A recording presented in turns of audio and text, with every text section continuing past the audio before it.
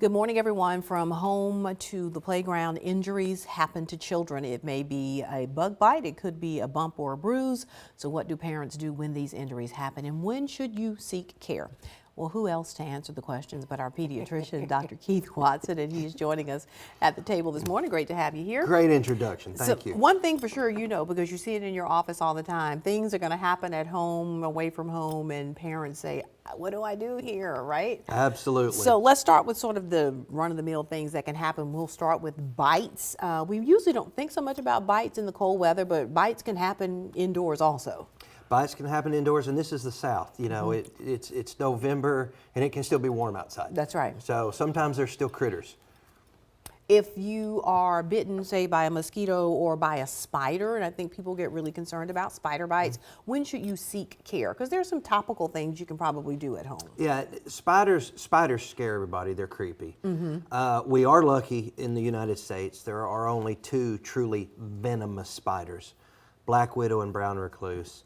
You know, if your child is bitten by a spider and you're concerned, you know, get a picture of the spider, kill the spider and take it with you, get to your doctor or to an emergency room, let someone who can identify the spider look and make sure that it's either non-venomous or it is in fact venomous, and then and you can take it from there. Either way, venomous or non-venomous, there's going to be probably some swelling, some itching, some reddening, all of that, but it may not necessarily mean they need emergency care. Correct. You know, any kind of bite can cause a little redness and pain, and that may be all that it is. But if you're unsure, have someone look at it. All right, listen to the instincts, I always say. All right, concussion. So kids bump their heads, you know, when they're horse playing around at home or they're outside on the playground. When should we worry about a head injury? Well, this could be a long discussion. Obviously, if a child falls and hits their head, lots of factors play in. Okay. Most falls are harmless. Kids are going to fall down and bump their head. Okay. But falling from a height onto a floor obviously is more concerning than if they trip and fall. Gotcha. So any loss of consciousness, any fall where after the fall there's any kind of difficulties with vision or vomiting or dizziness or any kind of change in the child's mental status could signify a more severe head injury. So those are the types of ones where you want to see your doctor. Here's something people always say, and I don't know if this is just sort of a myth, but if your child has a head injury, or really anybody for that matter, they say don't let them go to sleep for, you know, several hours. Is there any? Yeah, that's a little bit of an urban legend. Okay. If the fall is not a serious fall, they can obviously go to sleep. If it's a serious fall, you need them checked out anyway, and you shouldn't be letting them go to sleep. You should be on the way to the doctor if it's a serious enough fall. That makes great sense. All right, let's talk about fractures a little bit further than that. You know, a wrist, a leg, a foot, an ankle. How do you know if it is in fact a fracture, not a sprain? When do you need to look for help there? Children are fun here. Oh my gosh, oh my gosh. And obviously, I mean, if it is a significant enough injury and the bone is broken, you can tell. Okay. Because there is a change in the way the arm or the leg looks. But that's not most injuries. You know, fractures can be subtle things. And children are more likely to fracture bones than adults. Because children have growth plates because they are still growing. And those growth plates are a little softer than solid bone. So what might be a simple twisted ankle for me, where I'm going to whine and cry for a couple of weeks and my wife is not going to care because I'm an adult, a child could fracture that growth plate and it look completely normal. And then if that growth plate is fractured, the bone doesn't grow properly. So with children, if it's a significant enough injury and they are really complaining of some pain or they're not wanting to use that arm or leg, that's something that should be looked at. All right, that's good advice. We'll go real quickly with rashes, you know, maybe from an allergic reaction to something, or they've gotten into some poison oak, poison ivy. Most rashes probably you can take care of at home? Most rashes are harmless. Benadryl, keeping it clean, keeping an eye on it, that type of thing. If it's a painful rash or if there's swelling or drainage, or especially with allergic reactions, if there's swelling anywhere other than where the rash is. You know, someone gets stung by a bee, their throat or their face could start to swell. Swelling with the rash is a little unusual. definitely should see a doctor. And if there's any kind of breathing problems with the rash, that's a 911 call. All right, fantastic. Always great advice from you. We appreciate it. You're welcome. All right, so there are calls now for a national ban on a popular children's toy with some government officials, public health professionals, and concerned parents say can pose a significant health risk to young children. Mandy Gaither has more on the dangers of water beads and how to keep your children safe.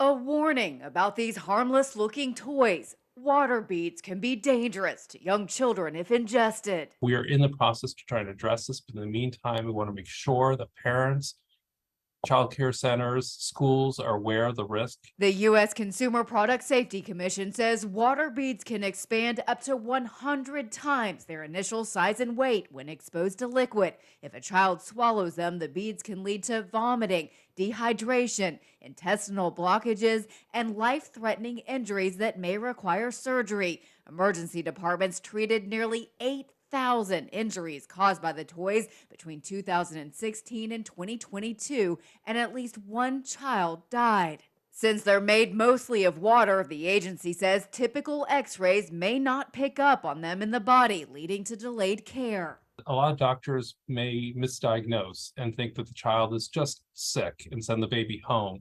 And we've heard that again and again. To keep children safe, remove water beads from any area with small children, especially those 3 and younger. Store water beads in a secure container where young children can't get to them. And if you suspect a child has ingested a water bead, seek immediate medical attention. Highlight this for the doctor who may not be thinking about it, and they can take a closer look at the x-ray sonograms. For Health Minute, I'm Mandy Gaither. And the agency says water beads can also be inserted into noses or ears, which can also cause some damage, including hearing loss, and may require surgery as well. All right, when we come back, getting the most out of your iPhone, some tips and ideas ahead on Mid-Morning. Welcome back, everyone. Are you making your list? I bet tech is probably high on the list for givers and receivers. And whether you're planning to get Apple's newest iPhone or you're planning to hold on to that older model and buy other tech this season, there are some hidden features it has that you may not know about. AT&T expert Shawn Holsombeck, who we're always happy to have with us, is joining us now to show them to us this morning. Great to have you back. Thanks, Shawn. Thank you. All right, iPhone. We love when the new iPhone comes out to see what all the new features are. So the latest version is the 15, right? Correct. All right. The 15, it is actually, we have the titanium, which is the lightest iPhone ever made. And when you hold it in your hand, you can really feel the difference. It's very sleek looking, one of the best phones Apple's come out with. All right, you've told us before, always tell us to protect those phones. It's sleek and it's light, but still get some protection on it. Yes, right? yeah, definitely get the protection, the cases and all that to protect it. All right, so let's talk a little bit about these new models that you have, some of these hidden tools that people might not know about. Yeah, there's a couple of good ones that I think are really good, especially coming around with the holidays and so forth. One of them, when you think about you're at the house, you're going to have people over. Maybe you need to move a table into a room because you're going to have people over for lunch or dinner. Yeah. Maybe you're trying to figure out, hey, I got a Christmas tree I want to put up. There's actually an app to help you with that, right? And it's called the Measure app on the iPhone. And what it does when you open the app up, there's going to be a dot on the screen. You hit that dot and you can just move, it accesses your camera, moves it over, and it will measure whatever you're looking at. So it can tell you, hey, that's 4 feet, 5 inches, so you know you've got enough room to be able to do anything you need to do as far as moving for a guest that's coming over. That's very cool. Yeah, and then also there's also a level app, so if you're also going to be hanging decorations, pictures, or anything like that, you can make sure everything looks just right for the holidays. So this Measure app, is this something I need to download, or is it automatically on the phone? It's automatically on the phone, actually. So that's it's just cool. called a Measure app, and when you click on it, it'll have those two options in there. All right, you got some other ones? Yes, one other one, I'm getting a little older. I've got glasses, as you can see. So sometimes I get some stuff in the mail. I need to make sure, am I reading everything? There's a lot of fine print. So there's a magnifier app also. And wow. it does the same thing where it accesses the camera and it can pull up. So all that small fine print, you'll be able to read it without, worrying, hey, did I get exactly what I thought I was getting? That is cool to know, because when I get up in the morning, like I have a devotional that I read, So I pick up the phone and I go, oh my gosh, I need my glasses. I can't see. So that would help me out with It that. would, Maybe without definitely. even the glasses. I love that tool. And again, this is one that's already on there. It's already on there. All Correct. right, I'm going to have to get you to show me that when we get off here. All right, so some big tricks that you have to share with us too. Yeah. We love good, cool tricks on our phones. Yeah, everybody likes party tricks. So I've got a couple of good ones. One of them, I've got a son in college. He texts me sometimes. The way he texts and I text are a little different. So I don't know all the text message threads. He sends me like 5 letters and it's like a whole paragraph to him, right? So there's actually an option in there called shortcut common text. And so what that allows you to do to make sure both parties are on the same page, you can type in BRB and it will send out be right back. And you can program anything you want in there for those shortcuts. Oh, so yes, I understand. I have a 14-year-old, and she's always sending me these little acronyms. I don't know what they mean. exactly. Okay, well, old folks, we need that. Yes, we need do. a translator for this text messaging. I don't want us to not be able to get to this, so we're going to move now to photos because everybody we love taking photos in our phones, but here's something cool if you're getting your Christmas cards together, right? Yes. So with the iPhone, one good thing that you can do is download an app called Shutterfly, right? And what that's going to allow you to do is you can upload your photos that you're taking. So as you're editing photos on the iPhone, you can actually load those into Shutterfly, and you can then put those photos on things like Christmas cards, right? You can put them on mugs, you can put them on just about anything. So what you can do, you can edit that. And once you decide you got the right borders, the snowflakes in the background, you just place your order, they send it to you. All you got to do is just put the card in the envelope, put a stamp, address, send it off to your family and friends. I could honestly conduct an entire workshop on Shutterfly using my iPhone. Yes. Because I do it all the time. So he's exactly right. I love the use of being able to do that. Taking your pictures, upload straight there. Great tips, great tools. We appreciate it. Thank you. Thank you so much. All right, stick around, everybody. We'll be right back. All right, we're back. If you did some shopping over the Thanksgiving holiday, you're not alone. U.S. consumers figuratively broke the bank over the Thanksgiving weekend, including billions of dollars in online sales. The trend is expected to continue over the next few weeks, and it will give the overall economy a big boost heading into the new year. John Lawrence reports. Black Friday, Small Business Saturday, and Cyber Monday are in the books, but the holiday shopping season is far from over. We wanted to get some games to play with the kiddos. We got a couple kids at the house, so, keep them occupied. Despite 3 years of high inflation, the occasional threat of an economic shutdown in Washington, D.C., and increased lending costs, U.S. consumers are still opening their wallets in the post-pandemic era. We're now at the stage in the economy where those cost pressures have abated as supply chains have really normalized across most products. Retailers are hoping deals on products will boost sales. According to Adobe Analytics, items like toys, electronics, sporting goods, apparel, and appliances will all have double-digit discounts this holiday season. The Black Friday period that we just experienced was one where the consumer was out and about and spending, certainly still very focused on those promotions. Adobe Analytics says U.S. shoppers will spend a record-setting $113 billion in e-commerce this November and December, a nearly 14% hike from the year before. Social media is also playing a factor. The toy space as well has a lot of influencers, parenting influencers, showing off what they're getting their kids and really influencing what those top toys of the year that are likely going to sell out. I'm John Lawrence reporting. And according to Adobe, Americans spent nearly $10 billion online this Black Friday. With holiday sales and gift buying in full swing, One Day this week focused instead on a global day of generosity. One group goes above and beyond to help others, traveling the world to serve communities in need. Wendy Gillette joined them for a journey to Plettenberg Bay, South Africa, east of Cape Town. 20-year-old college student Mikkel Boysen wiped away tears as she heard clearly for the first time in 2 years. It's amazing. As a child, Boyson discovered she had a hole in her inner ear. She underwent multiple surgeries and wore hearing aids, which worked well until she lost them in an accident. The audiology office in Plettenberg Bay, South Africa, where she lives, closed, leaving residents with no options. Hearing the Call, an Indiana-based nonprofit, recognized the need and arrived this fall to provide free clinics and hearing aids. These hearing aids are actually life-changing, meaningful, because this will really change my life. Audiologists from across the country volunteer with the organization, donating their time and expertise to give the gift of hearing. They create what they call hearing smiles, the moment when patients can finally hear well or even for the first time. Hearing is such an amazing sense, and these people have lost it, and then we're able to help them get part of that back.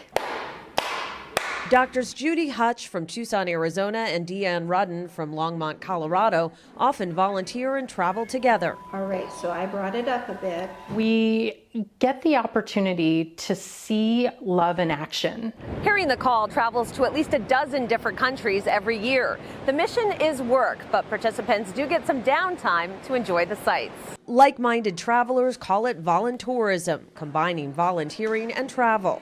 Those looking to try it are advised to seek out a reputable organization led by qualified staff that promotes community involvement and provides clear information about how your money is spent. You get to see the world while you're helping other people. It is like a win-win. Going the distance to give with travel that offers immediate returns. Wendy Gillette, CBS News, Plettenberg Bay, South Africa. And you can volunteer with Hearing the Call even if you're not an audiologist. The organization also accepts charitable donations, with more than 90% of the money going to those in need.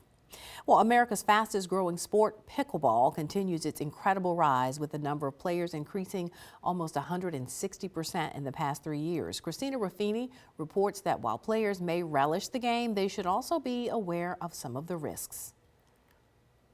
Rebecca Thiem is a prolific pickler. A former collegiate tennis player, she's got a solid serve, a dynamic dink, even the jewelry. It is truly addictive. What she didn't have were the tendons. I did get hooked and started playing quite a bit before Achilles tendonitis and tendinosis took over. I already had existing problems with my knees. Thiem picked up pickleball during the pandemic, going from fairly sedentary to hitting the court several times a week. Then her body boycotted. Do you think because the game does pitch itself as so accessible, a lot of people are not giving their bodies time to ramp up? It's definitely a factor. Dr. Alex Johnson is an orthopedic surgeon at Johns Hopkins. He says he's seeing a lot of pickle-related overuse injuries. It's kind of been labeled as the sport for everyone, and I think it is, but it's definitely a sport. It can be pretty strenuous. Over the past 2 years, the number of pickleball-related injuries has nearly doubled. Since 2018, those popular paddles have been responsible for more than 60,000 treatments in the ER, and 75% of those injured were 55 to 75 years old. When you start to have sustained soreness, you just got to give your body time to heal. As for Thiem, she's rallying, with help from a new knee and a gentler approach. What's your advice to anybody who's thinking about taking up this sport? Invest in some lessons. Definitely getting your form correct will get important if you really get addicted. It's a real sport. You got to learn how to do it right. Exactly.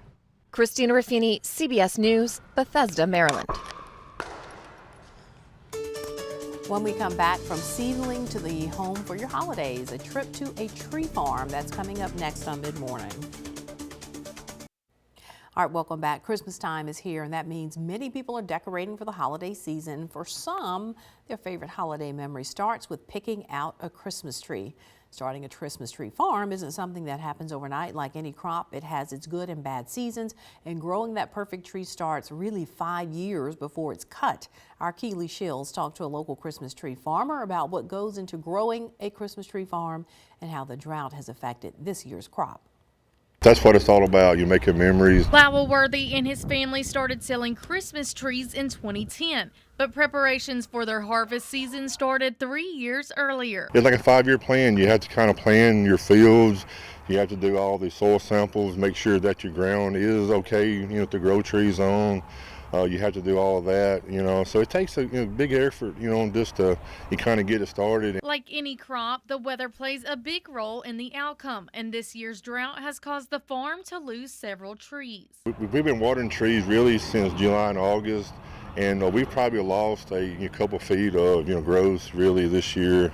Yeah, it does affect a lot, because those trees, drink a lot. This year, Worthy Farms tagged close to 1,100 trees in their lot. So far, business has been steady, and soon they'll be wrapping things up. We're in our kind of downward, motion now, because we've already done most of our business already. This next weekend would probably be about it, really, for the Christmas trees. While the holiday season goes by faster each year, Worthy says that having a place to create memories for families is worth every tree they plant. It's all about the family, even all the families coming into our farm. We take care of these trees, 5 or 6 years ahead of time. We baby these trees. We try to, make them the kind of beautiful trees, for, each family. But when they come out to the farm and get to be together, that's the kind of best time to me, because that's what it's all about. And that was our Keeley Shields reporting. Depending on inventory, the farm usually operates until the week before Christmas. And we'll be right back to wrap things up. Stay with us.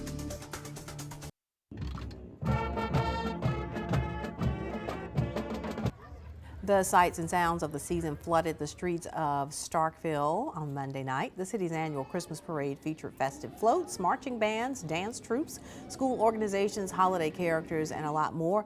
There were nearly 100 entries, including the star of the show, of course, Santa Claus. The theme this year was All is Bright. Starkville Mayor Roy Perkins was honored as this year's Grand Marshal. He has served on the Starkville Board of Aldermen for more than 30 years.